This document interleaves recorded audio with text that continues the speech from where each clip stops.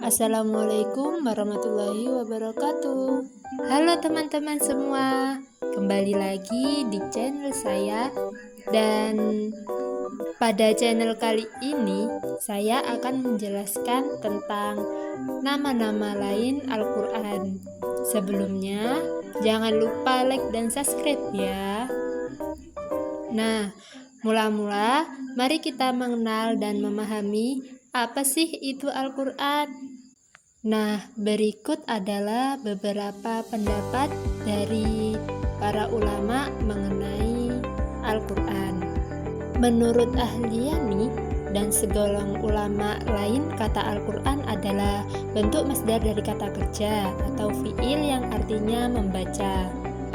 Menurut Al-Asy'ari dan beberapa golongan lain, kata Al-Quran berasal dari lafaz 53 yang berarti menggabungkan sesuatu dengan yang lain.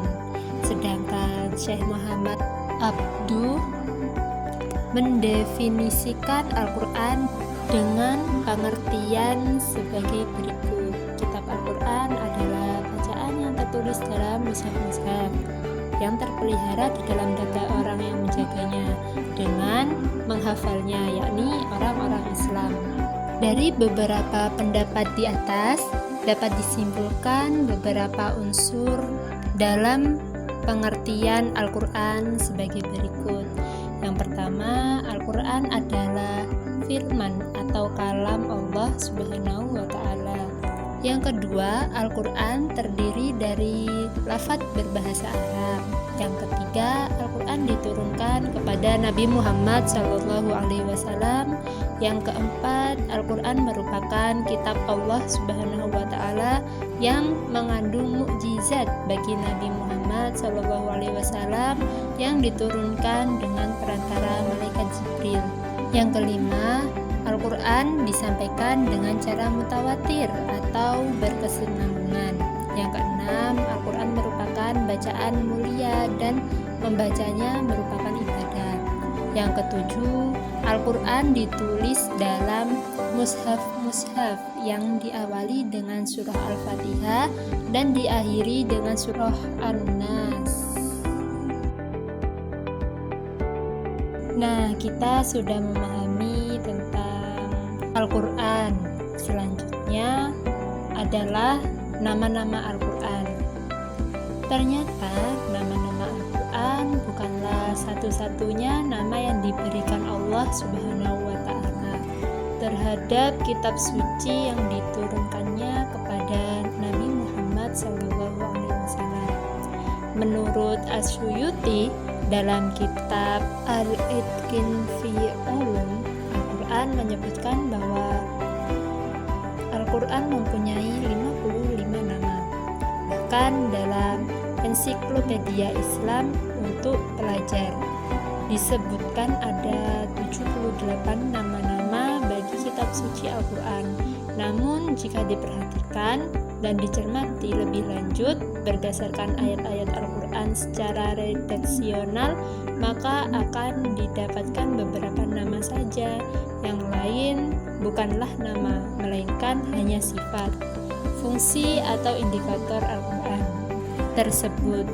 Nah, kali ini ada beberapa nama Al-Quran yang akan kita bahas. Ada 5. Yang pertama itu ada Al-Quran, yang kedua ada Alkitab, yang ketiga ada Al-Furqan, lalu keempat ada Al-Dzikr, dan yang kelima adalah Asy-Syifa. Nah, yang pertama adalah Al-Quran, merupakan nama yang paling populer dan paling sering dilekatkan pada kitab suci terakhir yang diturunkan kepada Nabi Muhammad SAW. Sebagaimana telah dijelaskan di muka, Al-Quran artinya bacaan atau yang dibaca. Yang kedua, Alkitab. Al-Quran sering disebut sebagai kitabullah, yang artinya kitab suci Allah. Alkitab juga bisa diartikan buku atau tulisan. Lalu yang ketiga adalah Al-Furqan, artinya pembeda.